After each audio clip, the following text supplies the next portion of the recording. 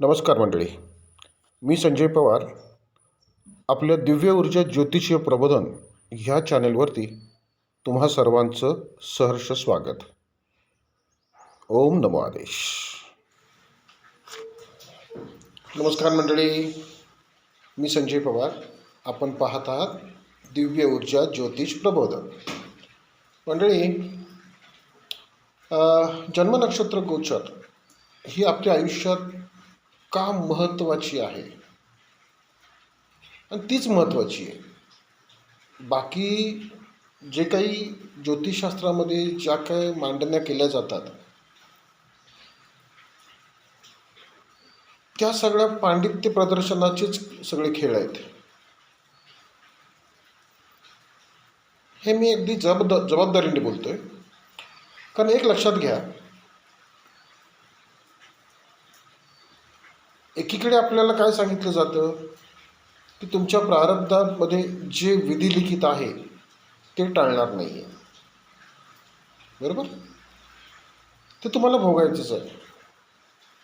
आणि दुसरीकडे दोष हा प्रकार समोर आणून त्याच्या उपायांमध्ये तुम्हाला गुंतवलं जातं. दोन चेहरे लक्षात येतात ना? तुमचं नाही, आम्ही देखील काही काळापर्यंत त्याच्यातच गुरफटलेलो होतो. पण ज्यावेळेस खोलात जाऊन ज्यावेळेस ह्या सगळ्या गोष्टींचा विचार केला त्यावेळेस असं लक्षात आलं की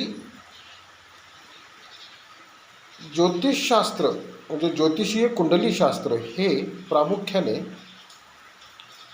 आपल्याला आपल्या दैनंदिन वर्तमान जीवनात कसं जगायचं आणि ज्योतिषीय कुंडलीशास्त्राच्या माध्यमातून आपल्याला प्रत्येक वर्तमानात होणाऱ्या ग्रह नक्षत्रांच्या बदलामध्ये कसं स्वतःला राखायचं याचं मार्गदर्शन करणारं हे ज्योतिषीय कुंडलीशास्त्र आहे.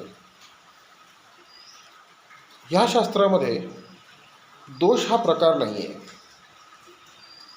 दोष हा प्रकार नाही आहे. दोष नसल्यामुळे त्यांच्या उपायांचा काही इथे तसा संबंध येत नाही ना. मग ह्या शास्त्रामध्ये काय आहे नेमकं, तर आहेत नक्षत्र ग्रहांचे ऊर्जा संस्कार. दैनंदिन पातळीवरती करण्याचे हे ऊर्जा संस्कार.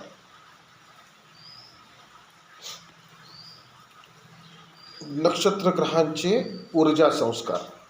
आणि ते ऊर्जा संस्कार नेमके काय करायचे, कसे करायचे हे ज्याची त्याची जन्मकुंडली सांगत असते जन्मनक्षत्र गोचरीच्या माध्यमातून. लक्षात घ्या. म्हणून आम्ही वारंवार ह्याच मुद्द्यावरती का व्हिडिओ बनवतोय, आमचं कारणच हे आहे. तर ह्याच मुद्द्याला आपण थोडंसं हायलाईट करूया. नक्षत्र ग्रह ऊर्जा संस्कार करायचं म्हणजे नेमकं काय करायचं. आता हे जुनं जे इथून मागे जे घडत होतं म्हणजे मंत्रोच्चार आहेत किंवा आणखीन काही कर्म आहेत, ती आत्ताच्या राहणीमानाला, आत्ताच्या परिस्थितीला होतं ना, सेट होत नाही आहेत किंवा लागू होत नाही आहेत. आत्ताच्या घडीनुसार म्हणजे आत्ताच्या परिस्थितीनुसार, आत्ताच्या राहणीमानानुसार, आत्ताच्या वैचारिक बैठकीनुसार आपल्याला दैनंदिन पातळीवरती जे संस्कार करायचे ते लक्षात घ्या. जन्मनक्षत्र गोचरीने तुम्हाला तुमच्या प्रत्येकाला तुमच्या जन्मनक्षत्र गोचरीने अगदी तुमची जन्मकुंडली तयार झाल्यापासून सांगत आलेली आहे की तुम्हाला तुमच्या दैनंदिन आयुष्यात शुभ शुभ घटना घडण्यास कोण कारणीभूत ठरणार आहेत आणि अशुभ घटना घडण्यास कोण कारणीभूत ठरणार आहेत. जन्म नक्षत्र गोचरची जी बैठक आहे किंवा जी घटनावळ आहे त्याच्यामध्ये 9 नक्षत्रांची एक माला आहे.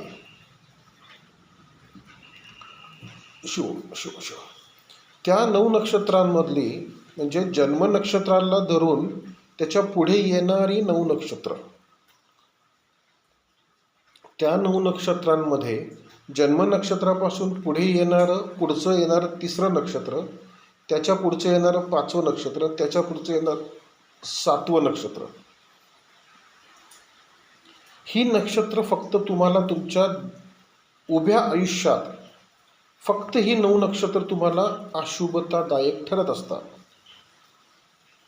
शांतपणे ऐका, विचार करा आणि सिंहावलोकन करा आपल्या आयुष्याचं, आपल्या दैनंदिन जीवनाचं. कायमस्वरूपी आपल्याला नकारात्मक सगळं म्हणजे लाभतं का हो? किंवा कायमस्वरूपी सगळे आनंद यश सगळं लाभतं का? शिव नाही ना. येतं लक्षात? याच्या मागचं गमक काय आहे तर वर्तमान गोचरीमध्ये म्हणजे रोजची जी अवकाशामध्ये जी ग्रह नक्षत्रांची गोचर फिरती आहे त्याच्यात होणारे प्रत्येक छोटे छोटे बदल हे आपल्या दैनंदिन जीवनावरती ऊर्जा माध्यमातून परिणाम करत असतात. आता ते ऊर्जा माध्यमातले परिणाम प्रामुख्याने कुठल्या कुठल्या भागावरती होतात तर आपण बोलतो ना, शरीर, आत्मा, मन, बुद्धी आणि विचार, ह्या 5 भागावरती त्या ग्रह नक्षत्रांच्या गोचरीमधले परिणाम जाणवत असतात. हे पंचांगच आहे ना. शरीर, आत्मा, मन, बुद्धी आणि विचार, या 5 भागांवरती त्या ऊर्जांचा जशी जशी त्यांची ठेवण तयार होते, जसे जसे त्यांचं कॉम्बिनेशन्स तयार होत आहेत, म्हणजे कॉम्बिनेशन म्हणजे ग्रह तुझ्या नक्षत्रात आहे ते नक्षत्र, त्या नक्षत्राचा स्वामी, मग त्या नक्षत्राच्या ज्या चरणातून तो ग्रह चाललाय त्या चरणाचा स्वामी, आणि ही चौकडी ज्या राशीतून चालली आहे तो राशी स्वामी. बघा इथे देखील पंचांग आलं. ग्रह, नक्षत्र, नक्षत्रचरण, नक्षत्रस्वामी, नक्षत्रचरण आणि राशी स्वामी, हेच पंचांग आहे ना. जसं शरीर, आत्मा, मन, बुद्धी, विचार हे पंचांग आहे, तसं फलितामध्ये देखील फलित पंचांग आहे. आणि ह्या फलित पंचांगामध्ये तुम्हाला अशुभ ठरणारे 3रे विपत नक्षत्र,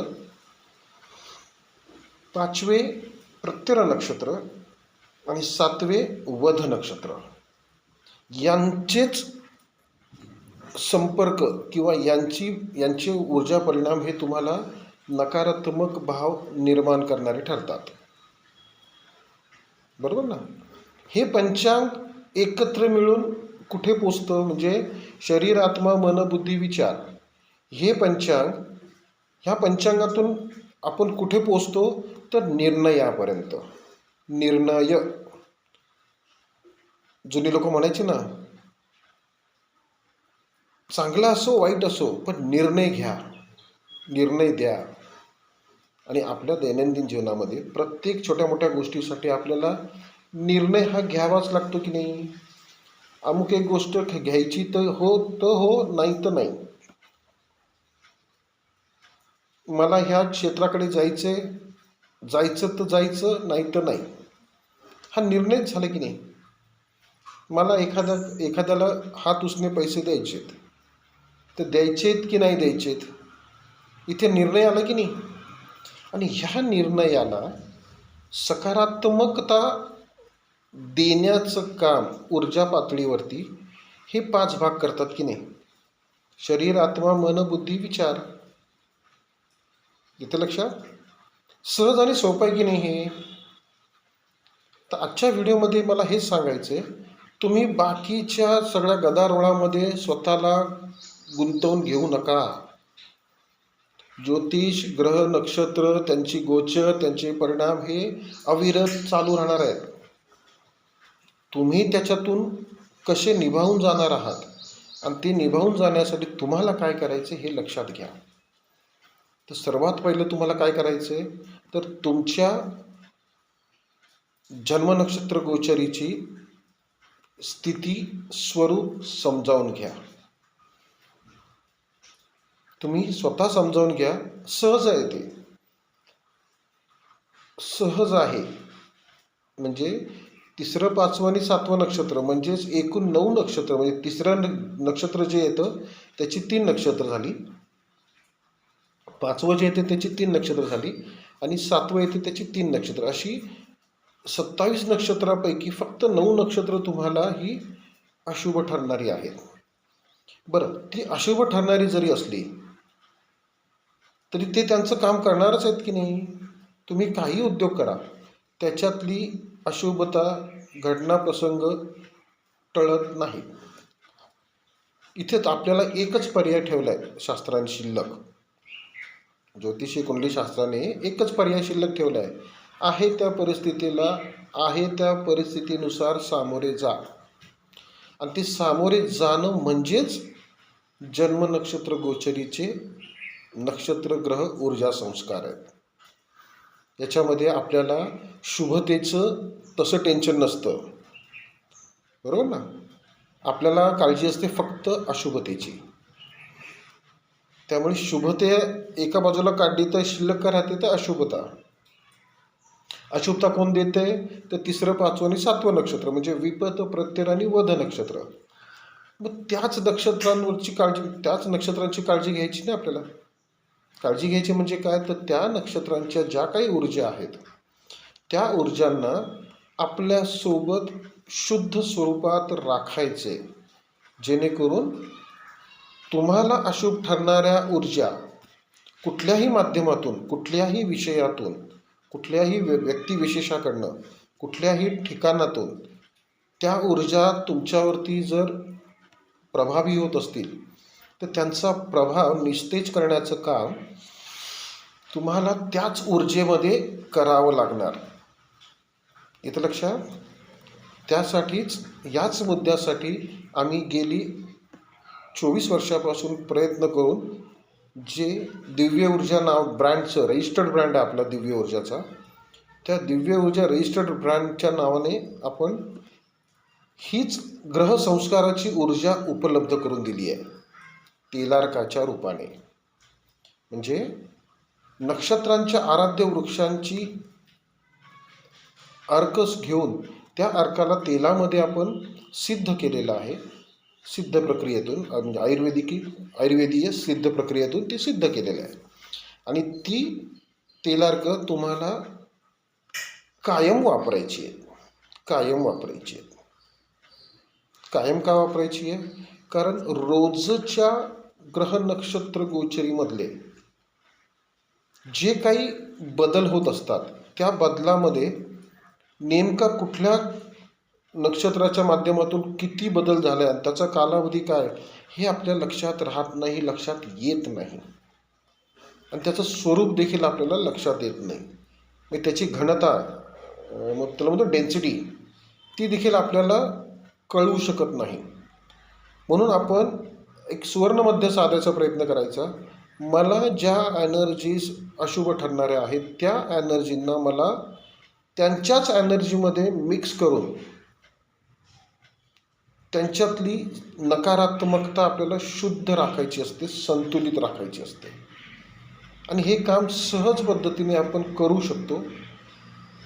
याच्यामध्ये तुम्हाला फक्त जन्मनक्षत्र, जे तुमचे जन्मनक्षत्र आहे त्या जन्मनक्षत्राचं तेलार्क तुम्हाला डोक्यावर आणि नाभीला धारण करायचं रोज. ओके. त्याचबरोबर तुमच्या कुंडलीमध्ये एक काही विशिष्ट ग्रह उभे राहतात जे तुम्हाला कायम सपोर्ट करायला उभे असतात, तुम्हाला सहाय्यक म्हणून उभे असतात. पण आपण त्यांच्याकडे लक्ष देत नाही.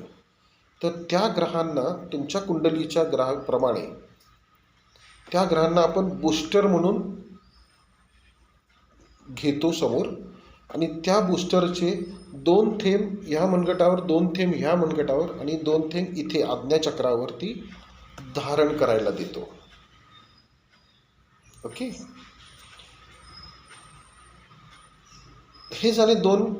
म्हणजे हे दुसरं सूत्र झालं. पहिलं सूत्र काय, तर जन्मनक्षत्राचं तेलार्क तुम्ही वापरायचे डोक्यावरती आणि नाभीवरती. दुसरं सूत्र काय आहे, तर बूस्टर तेलार्क वापरायचे 2 मनगटावरती आणि कपाळावरती. तिसरं सूत्र असं आहे की प्रत्येकाला त्याच्या कुंडलीमध्ये एक विशिष्ट ग्रह असतो, तो त्या कुंडलीला प्रत्येक अवस्थेमध्ये बॅलन्समधून मेंटेन करत असतो. मग भले तो ग्रह तुमचा विपत असू दे, प्रत्यय असू दे किंवा वधकारक असू दे, तो त्या कुंडलीचा मॅनेजर ठरतो, मॅनेज करतो सगळ्या गोष्टी, व्यवस्थापक असतो तो त्या कुंडलीचा. तर अशा ग्रहाला रत्न माध्यमातून आपण अंगठी स्वरूपातून हे म्हणजे अशा पद्धतीने अंगठी स्वरूपातून आपण धारण करतो. हे आम्ही आमच्या जातकांना धारण करायला देतो. हे 3 कार्य तुम्ही अविरत चालू ठेवलीत, तुम्हाला बाकी काही करायची गरज नाही, घाबरायची गरज नाही. कारण तुम्ही येणाऱ्या प्रत्येक प्रसंगाला लीलया हाताळता, सहजतेने त्या प्रसंगाला मॅनेज करता. तुमच्यासाठी काय योग्य आहे आणि काय अयोग्य आहे याचं निर्णय तुम्हाला त्या क्षणाला तुमच्याकडे निर्णय निर्माण होतो, निर्णय घेऊ शकता तुम्ही, घेतला जातो. इथे लक्षात, ह्या व्हिडिओमधून हेच सांगायचं होतं की नक्षत्र ग्रह संस्कार, नक्षत्र ग्रह ऊर्जा संस्कार नेमके काय आहेत आणि ते कसे साधले जातात. आता हेच सांगायचं होतं. आणि ह्याच्यामध्ये एक मुद्दा असा आहे की तेलार्क आम्ही सजेस्ट करतो, म्हणजे आम्ही व्यावसायिकतेतून पुढे येतोय. ऑफकोर्स व्यवसाय आहेच हा, पण हा व्यवसाय का करायचा आहे, म्हणजे ह्याची गरज काय आहे. कारण ह्या व्यवसायाकडे देखील आम्ही वळलो ना, म्हणजे व्यवसायाला हा मुद्दा घेतला त्याचं मागचं कारण असं आहे की प्रत्येकाला आपल्या जन्मनक्षत्रानुसार अशुभ ठरणाऱ्या ऊर्जांना बॅलन्स आणि शुद्ध राखायचं असतं की नाही. त्याच्या जुने पर्याय काय होते, तर मंत्रोपचार करणे किंवा इतर आणखीन काय करायचं, ज्याला आपण उपाय म्हणायचो. आता हे उपाय नाही आहेत. ज्यावेळेस लक्षात आलं की ज्योतिषशास्त्रामध्ये दोष नाही आहेत आणि उपायाची जागाच नाही आहे, मग आहेत तर ते ऊर्जा संस्कार. म्हणून हे ऊर्जा संस्कार घडावेत रोज. तर ह्या व्हिडिओत देखील तुम्हाला मी उदाहरण देतो.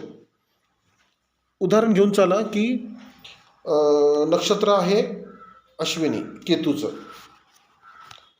त्याला अशुभ काय ठरतं आहे, तर विपत, प्रत्यय आणि वध कोण कोण येतं, तर विपत येतो रवी,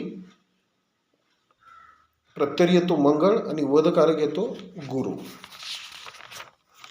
आता तुम्हाला ह्या मंगळ, गुरु आणि रवीची ऊर्जा, रवी, मंगळ आणि गुरुची ऊर्जा तुम्हाला रोजच्या रोज बॅलन्स फॉर्ममध्ये स्वतःभोवती मेंटेन ठेवायची असेल तर तुम्हाला काय करावं लागतं, तर म्हणजे मंत्रोपचाराच्या माध्यमातून. तर रवीची 7,000 मंत्र आहे, मंगळाची साधारण 10,000 मंत्र आहेत आणि गुरुचे किती मंत्र आहेत, 23,000. 23 आणि 10 43, 33 आणि 7 40. 40,000 मंत्र जप रोज जमणार आहे का हो आपल्याला, नाही ना. ह्याचसाठी, कारण इथे एक लक्षात घ्या मुद्दा, तुमची जी आवश्यकता आहे ग्रहांना, अशुभ ग्रह नक्षत्रांच्या ऊर्जांना शुद्ध स्वरूपात संतुलित राखण्याची जी आवश्यकता आहे, गरज आहे, ती तिथेच राहते ना. जर मंत्रोपचार नाही करू शकत होतो आणि आत्ताच्या घडीला हे शक्यच नाही आहे. मुद्दा लक्षात येतो ना. आत्ताच्या घडीला ह्या भागाकडे जाऊन आपल्याला ती ऊर्जा शुद्ध संतुलित राखता येणं अशक्य. पण पर्याय काय मग? याच्यावरती पर्याय शास्त्राने देऊन ठेवला होता. तो काय तर नक्षत्रांची आराध्य वृक्ष. मग त्या आराध्य वृक्षांचा सदुपयोग कसा साधायचा ह्याच मुद्द्यासाठी ह्या सगळ्या विचारातून आणि या संशोधनातून ही आपली दिव्य ऊर्जाची तेलार्क उदयास आली आणि त्याचा खूप चांगला सदुपयोग साधला जातोय. येते लक्षात मंडळी? जन्म नक्षत्र गोचर हीच पुन्हा पुन्हा पुन्हा मी का सांगतो याच्या मागचं मर्म हे आहे. तुम्हाला तुमची फक्त जन्म नक्षत्र गोचर समजावून घ्यायची आहे आणि त्या जन्म नक्षत्र गोचरीमधले अशुभ ठरणाऱ्या ग्रह नक्षत्रांच्या ऊर्जांचं माध्यम म्हणजे ग्रह नक्षत्रांची जी अशुभ ठरणाऱ्या ऊर्जा आहेत त्या ऊर्जांना शुद्ध संतुलित राखण्याचं माध्यम म्हणजे तुम्हाला तुमचं जन्म नक्षत्राचं तेलार्काचं कॉम्बिनेशन वापरायचं आहे. तुमच्याच कुंडलीला सहाय्यक म्हणून ठरणारे जे ग्रह आहेत, जी नक्षत्र आहेत, त्यांच्या आराध्य वृक्षांच्या माध्यमातून जी तेलार्क आहेत जी आपण बूस्टर म्हणून वापरतो ती तुम्हाला एक बूस्टर सहाय्य ॲडिशनल सहाय्य म्हणून तुम्ही ते बूस्टर वापरता आणि ओव्हरऑल तुमच्या संपूर्ण कुंडलीला प्रत्येक चढ उतारामध्ये प्रत्येक ग्रह नक्षत्रांच्या परिवर्तनामध्ये बदलांमध्ये तुमच्या कुंडलीला बॅलन्स करण्याची म्हणजे संतुलित राखण्याची प्रक्रिया कोणाच्या माध्यमातून होते तर तो एक तुमच्या प्रत्येकाच्या कुंडलीचा एक विशिष्ट ग्रह येतो, तुमच्या कुंडलीप्रमाणे येतो. त्याची रत्न माध्यमातील रत्नाची अंगठी ही गोमती चक्रासोबत धारण करायची आहे. आलं लक्षात? गोमती चक्रासोबत का धारण करायची हे का मी व्हिडिओमध्ये एक्सप्लेन केलेलं आहे. कारण गोमती चक्रामध्ये जे काही ऊर्जा गुण आहेत ते गुण असे आहेत ना की त्या गोमती चक्रासोबत जे रत्न त्याच्या सानिध्यामध्ये येतं त्या रत्नातील अशुभ ऊर्जा ते गोमती चक्र शुद्ध स्वरूपामध्ये मेंटेन करतं आणि अविरत मेंटेन करतं, कारण त्याच्या सोबतच आहे ना ते. हे बघा, ह्या कुंडली म्हणजे ह्या अंगठीच्या मागच्या बाजूला खाली गोमती चक्र आहे आणि पुढच्या वरच्या बाजूला त्या कुंडलीचं मॅनेजरचं रत्न आहे. एवढं धारण करायचं तेही रवीच्या बोटात. इथे अजून एक मुद्दा तुम्हाला अगदी स्पष्टपणे उघडपणे क्लिअर करतो. रवीच्या बोटामध्ये नीलम चालत नाही, रवीच्या बोटात गोमेद चालत नाही, रवीच्या बोटात केतू चालत नाही वगैरे वगैरे जे काय आहेत त्या सगळ्या परिकल्पना आहेत. मी प्रॅक्टिकली सिद्ध करून बोलतोय, संशोधन करून जो निर्णय समोर आलाय त्या हिशोबाने बोलतोय. रवीच्या बोटामध्येच आपल्याला ही अंगठी धारण करायची. मग तिथे तो तुमच्या कुंडलीचा मॅनेजर शनी होऊ दे, केतू होऊ दे, राहू होऊ दे, कोणी होऊ दे, त्याचं रत्न इथे रवीच्या बोटातच धारण करायचं आहे.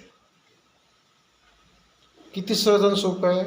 आणि एकदा तुम्ही ही अंगठी धारण केलीत ना की तुम्हाला परत कुठल्याच लफड्यामध्ये पडून, लफड्यामध्ये म्हणजे काय तर तुम्हाला तर गुरुबळ नाही आहे मग तुम्ही पुष्कराची अंगठी वापरा. कुंडलीमध्ये बघायची काय आम्हाला गरज पडत नाही, फक्त सांगून मोकळं व्हायचं पुष्कराची अंगठी वापरा, गुरुबळ कमी आहे.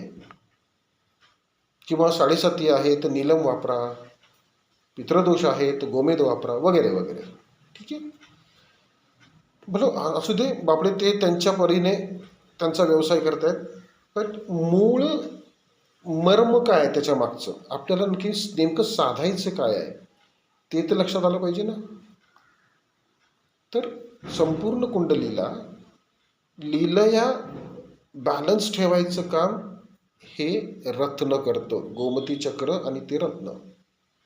ही अंगठी चांदीमध्येच, सोनं प्लॅटिनियम नाही, तांबं वगैरे काही नाही, तांब्यामध्ये पण धारण करू शकतो आपण.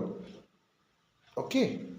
पण चांदी त्यातल्या त्यात बरी का पडते याच्यात देखील टेक्निकल कारण आहे. चांदी ही अंगठी आपण कमी जास्त करू शकतो. आलं लक्षात? सहज म्हणजे चांदी ही नरम ठरते आणि चांदी हे प्रतिनिधित्व करतं चंद्राचं. आलं लक्षात?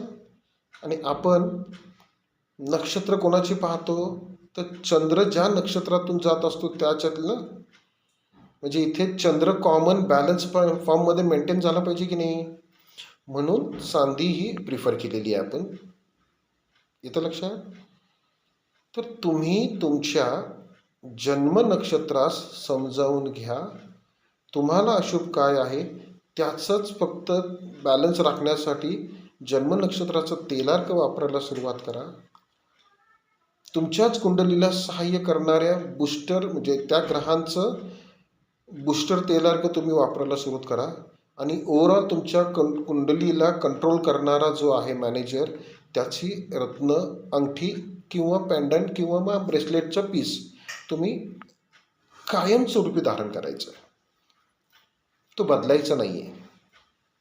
एकच अंगठी कायमस्वरूपी, बाकी कशाला काही कुठे रत्नाला जायची गरज नाही.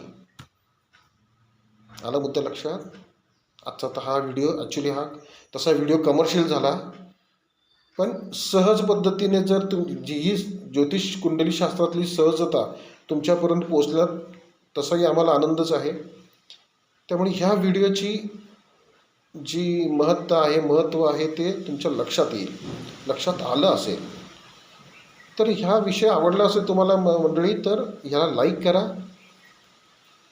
लाईक करायला काय पैसे पडत नाही ना, लाईक तर करायचं. कारण जेवढे म्हणजे लाईक पाहिल्यानंतर आमच्यासारख्याला देखील थोडासा उत्साह येतो ना. आणि हा व्हिडिओ जास्तीत जास्त लोकांपर्यंत, जास्तीत जास्त समूहामध्ये, ग्रुपमध्ये, व्हॉट्सअप ग्रुपमध्ये, फेसबुक ग्रुपमध्ये, इंस्टाग्रामवर तुमच्या जे तुम्ही शेअर करू शकता ते शेअर करा. लोकांपर्यंत ही माहिती जाऊ द्या, कारण ही माहितीच पोचू दिली नाही आहे. आलं लक्षात? आणि आपल्या या चॅनलला सबस्क्राईब करा. आलं लक्षात? 27-28 मिनटाचा व्हिडिओ झाला आहे. म्हणजे तो कन्वर्ट झाल्यानंतर तो साधारण अर्ध्या तासाचा होईल, 30 मिनटाचा होईल. कारण कन्वर्जन करताना 1-2-3 मिनटं वाढतातच. तर आता हा व्हिडिओ लक्षात आला असेल मुद्दा. हा व्हिडिओ जपून ठेवा, सेव्ह करून ठेवा, शेअर करा आणि चॅनलला सबस्क्राईब करा. लाईक करा व्हिडिओला मंडळी, लाईक करा. थांबूया इथे आता. शुभम भवतु. ओम नमो आदेश.